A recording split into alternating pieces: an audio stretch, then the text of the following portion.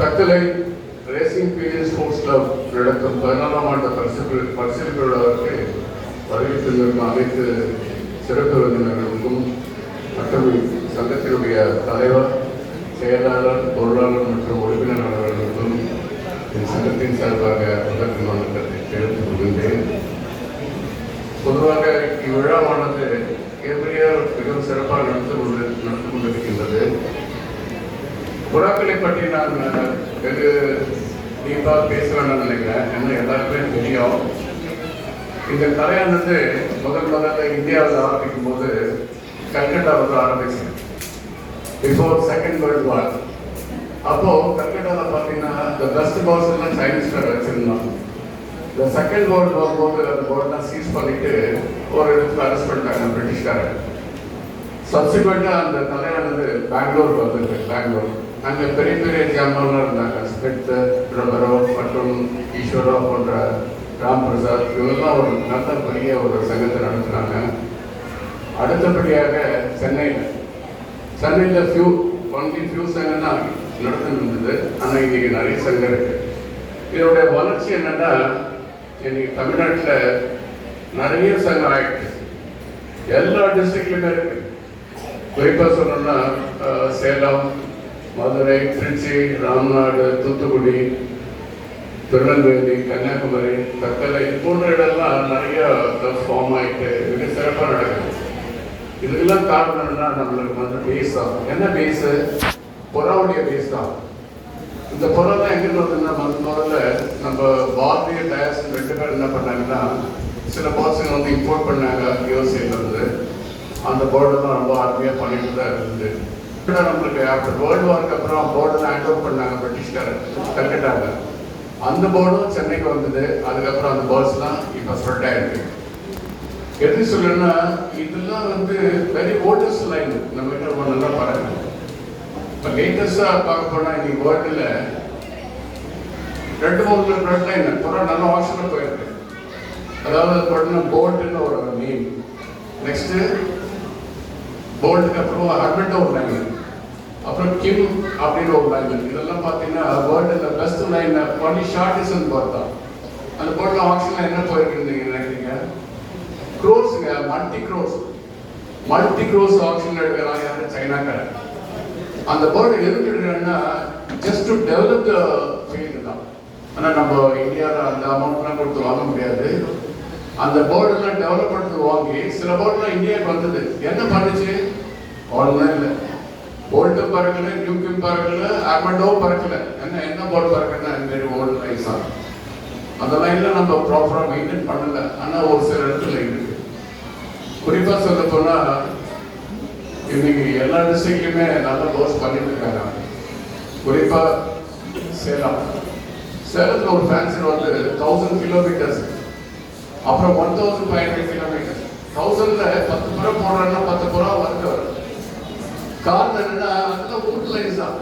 நான் கூட நிறைய புறா இம்போர்ட் பண்ணேன், நிறைய லாஸ். ஆனால் நான் வீட்டுக்கு நான் வாங்கின அமௌண்ட் எல்லாம் என்ன, அமௌண்ட் 10 to 50 lakh பேர்டு வாங்கினேன்.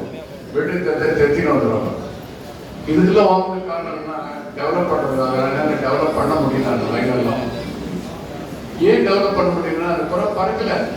பேப்பரில் கொடுக்குறான் என்னென்ன ப்ராடக்ட் கொடுத்து நம்ம தலையில் கட்டிட்டான். இந்தியாவுக்கு நிறைய போர்டு வந்து அதில் நான் ஏமாந்தல ஒருத்தன் தான். ஆனால் ஒன்று மட்டும் சொல்கிறேன், நான் ஏமாந்தாலும் எல்லா கிளப்லையும் சென்னையில் சாம்பியன்ஷிப் எடுத்துருக்கேன். எனக்கு இப்போ வந்து 36 இயர்ஸ் எக்ஸ்பீரியன்ஸ் ட்ரெயினில்.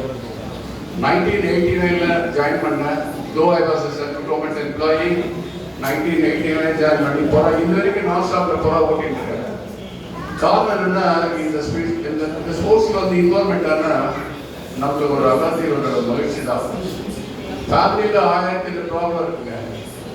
ஆனால் அந்த போர்ட் கிட்ட போய் உட்காந்து பார்க்கும்போது நம்ம எல்லாம் பார்த்துறோம்.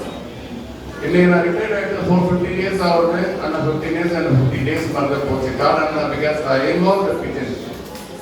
ஸோ அந்த மாதிரி இந்த கலை வந்து ரொம்ப நல்லா டெவலப் பண்ணிருக்காங்க. குறிப்பாக சொல்ல போனால் சுரேஷ் இருக்கார், சச்சின் சுரேஷ் அவர் எந்த அளவுக்கு இன்வால்மெண்ட் ஆகிட்டு ஓப்பன் ரேஸ் நடத்துறான்றது எங்களை மாதிரி நாங்களும் ரேஸ் நடத்துறோம், கிளப் ரேஸ் தான் நடத்துறோம், ஆனால் ஓப்பன் ரேஸ் நடத்தல. அவர் ஈவன் 1000 வரைக்கும் ரேஸ் நடத்திட்டு இருக்காரு இந்த வருஷம் வரைக்கும். ஆனால் வெரி டஃப்ங்க. சாதாரணமாக ஒரு ரேஸ் ஸ்பான்சர் பண்ண நடத்தணும்னா நிறைய இன்வால்மெண்ட், ஃப்ரெண்ட்ஷிப் வேணும். அந்த போர்டை எப்படி அனுப்பணும், என்ன அனுப்பணும், கன்வேஸ், அவனுக்கு என்ன ஆச்சுன்னா யார் பொறுப்பு, இதெல்லாம் பார்த்து அவர் ரொம்ப எக்ஸலண்டா பர்ஃபார்மன்ஸ் கொடுத்தாரு. அதை நிறைய பேர் பயன்படுத்தினாங்க. உதாரணம் சொன்னா சேலம், நாகர்கோவில், இந்த மாதிரி ஒரு சில டிஸ்ட்ரிக்ட்லாம் அந்த ரேஸை பயன்படுத்தி இன்னைக்கு 1500 அளவுக்கு புறா பிடிச்சிருக்காங்க.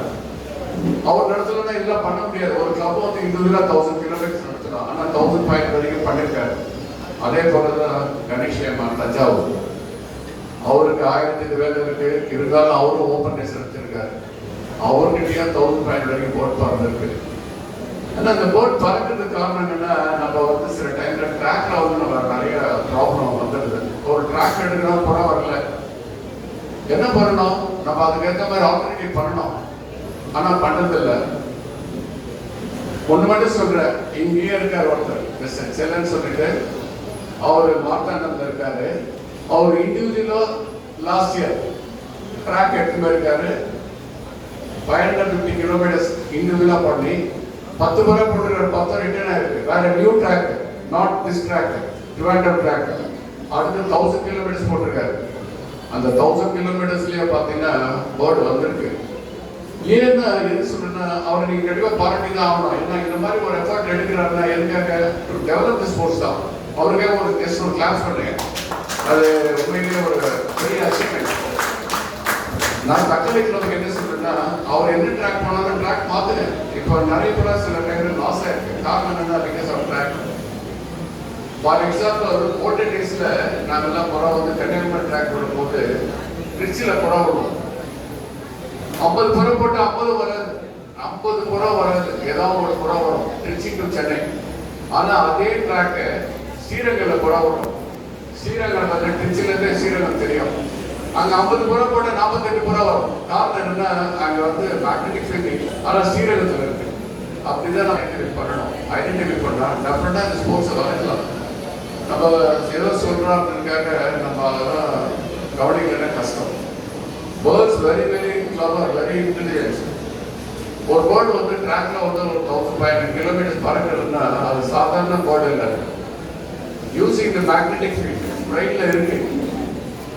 அந்த புறா எப்படி போனோம், என்ன மாதிரி போனோம், எந்த டைரக்ஷன் போனோம், நார்த் போல் போனோமா, வெஸ்ட் போல் போனோமா, சவுத், இந்த மாதிரி 4 டைரக்ஷன் அந்த மேக்னெட்டிக் ஃபீல்ட்ல எடுத்து அந்த பிரெயின் இருக்கிறது நமக்கு தெரியாது, பார்க்க முடியாது. ரிசர்ச்சில் அதான் சொல்றோம். அது மாதிரிலாம் ஒரு பின்னிட்டு இருக்கும்போது நம்ம இந்த ஸ்போர்ட்ஸ்ல எல்லாம் வந்துட்டு வெரி கிரேட் தான். இன்னொன்று இங்கே சொல்றேன், இப்போ டெல்லி வரைக்கும் புறா விட்டுடும். டெல்லி டு பெங்களூர் ஒரு ஃபேன்சர் வந்து 1075 kilometres Delhi to Bangalore by air. 7 புறா போட்டிருக்காரு. 7 புறாவும் அவரை பிடிச்சிருக்காரு.